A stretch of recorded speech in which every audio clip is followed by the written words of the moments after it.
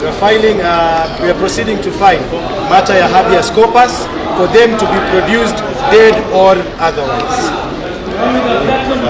Down with abductions, down with police brutality, down with police brutality, down with abductions, down with abductions, down.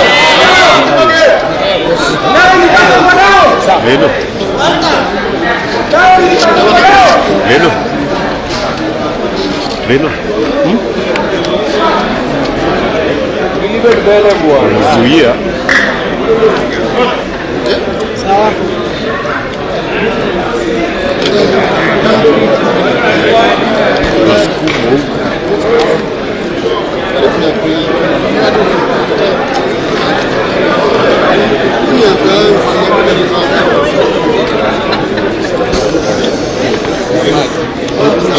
Yeah, we have had a very big team of lawyers to represent more than nearly 400 people arrested yesterday. They were kept in custody until today when they appeared in court, and happily they have been released on cash bail of 1,000 shillings each, in the best circumstances considering the nature of the offense they have been charged with. It is our position and consideration that they should have been left on a free bond. I want to thank the team of lawyers who turned up pro bono, and they are all here. Babu, Owino, Senator Manzo, there's the president of Faith Odhiambo, Dr. John Aminwa, and the team. I think you had their names in court. What I want to say about these charges, looking at them on the face of the charges, they are trumped up charges. I am confident, even without going to a full trial, these charges will be dismissed.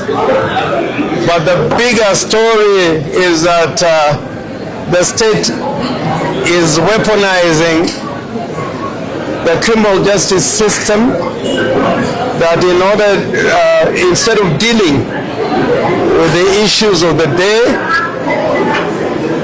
they are weaponizing the criminal justice system in order to intimidate Kenyans who want to enjoy their constitutional rights.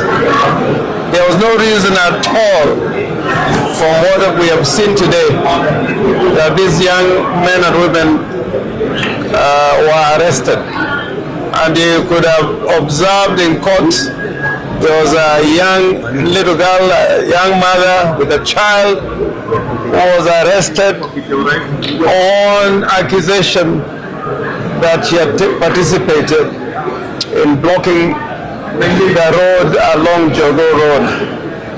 And I think the prosecution was ashamed of their act or action and immediately withdrew the charges under Section 87A, 1A of the Criminal Procedure Code. I want to thank the young men of Kenya, the Gen Zs, your resilience, your patriotism. You turned up in large numbers to support the families, the mothers, the parents, and the victims of police brutality, victims of extrajudicial killing, victims of abductions, and victims of malicious prosecution and false arrest and detention.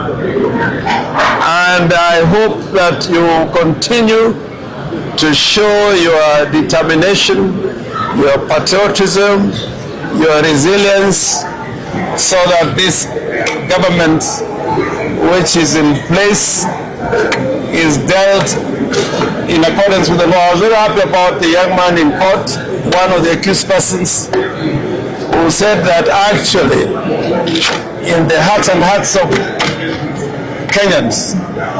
The Maraga resolution and opinion which was sent to the president some years ago, and that parliament should be dissolved, that is what should happen.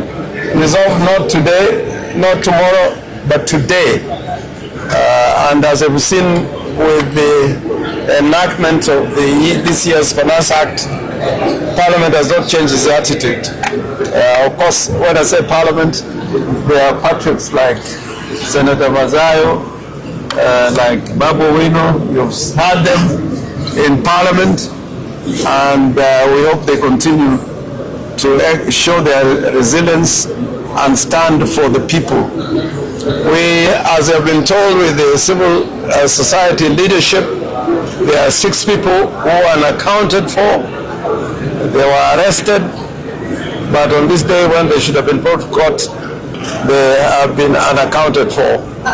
We'll pursue this matter to conclusion in the manner suggested by the civil society leaders, because it is the responsibility of the state to protect life and also to protect the security of every person who is a Kenyan or who resides in Kenya.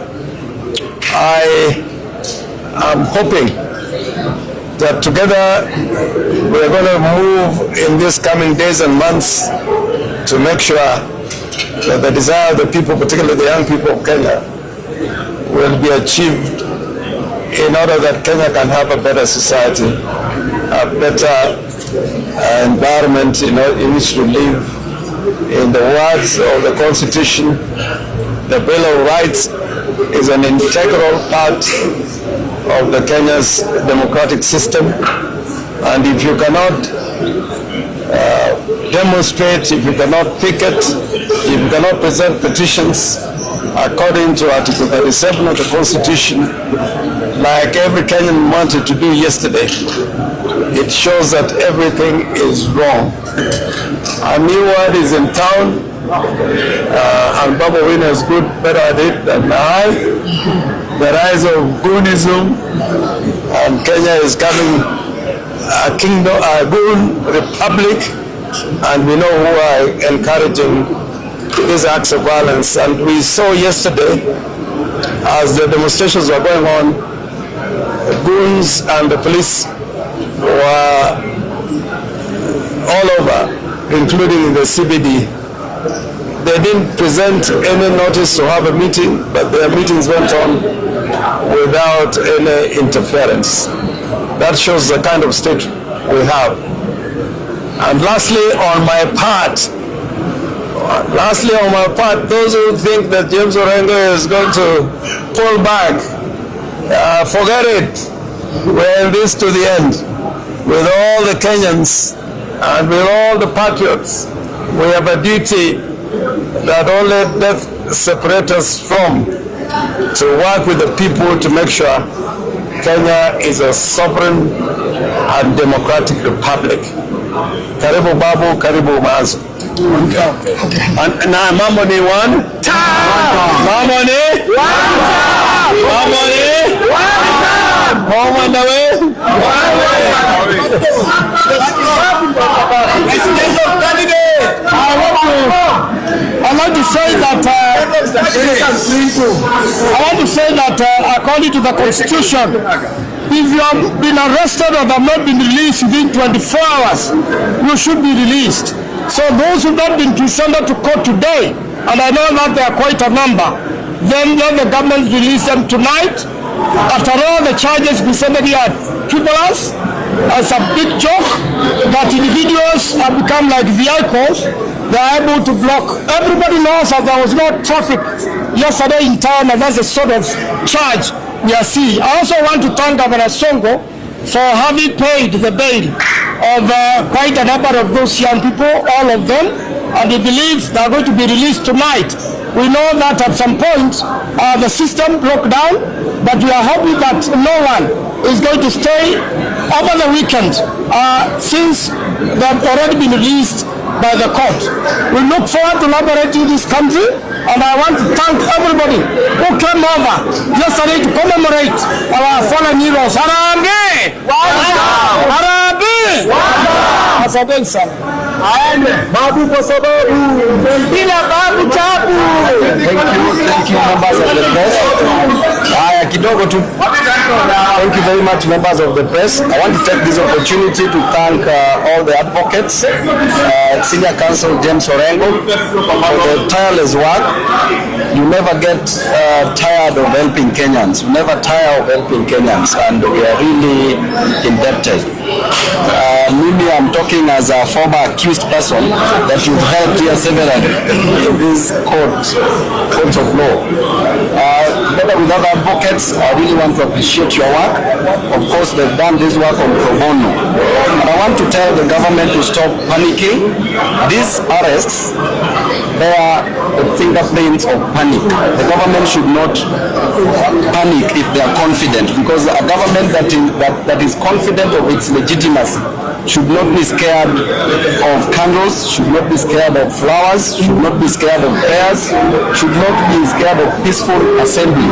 Peaceful assembly is enshrined in Article 37 of our Constitution, and everybody has that right. That right is not a privilege, it is a constitutional right that must be respected. And further, Article 33, freedom of expression, that we are allowed to criticize even the government in any way possible.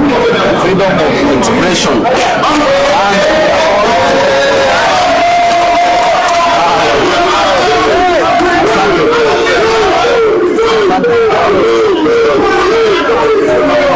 Asanteni sana. We are all protected by the Constitution. The Constitution is a living document, that is the essence of the law.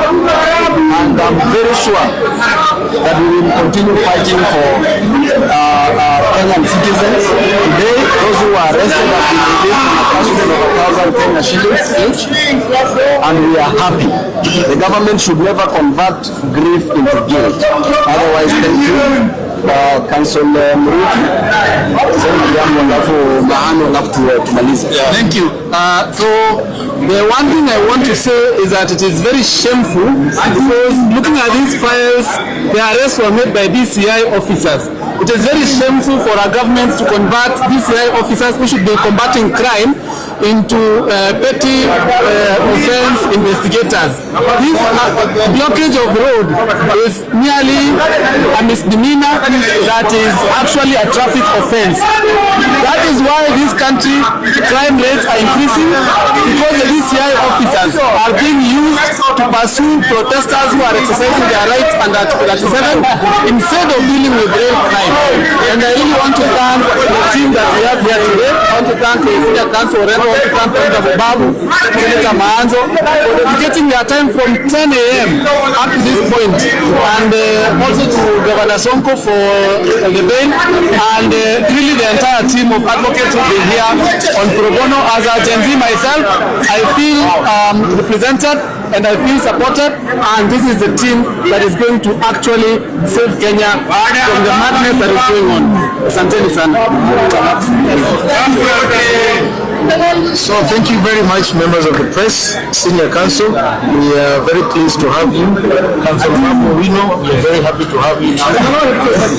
One thing we want to tell Kenyans is that all these charges that Kenyans have been facing today are trumped up charges, because we are informed that there was an order from higher powers that said a certain number of people have to be arrested.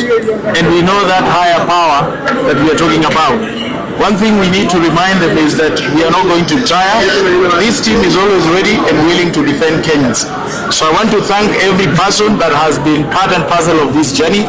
We are going to move together, and as we say, our mantra is one term, and as members of Linda Mwananchi, until Kasongo goes, that's when we rest.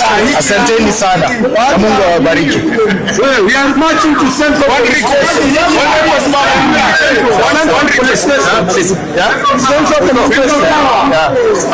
I think that's the end of what we discussed. But Our resilience must be maintained, and we can go back where they don't want us to go anytime. The decision is ours. When to go to the streets, the decision is ours. When to demonstrate, the decision is ours. The Kasongo regime must go. And this is the time. We're marching to Central.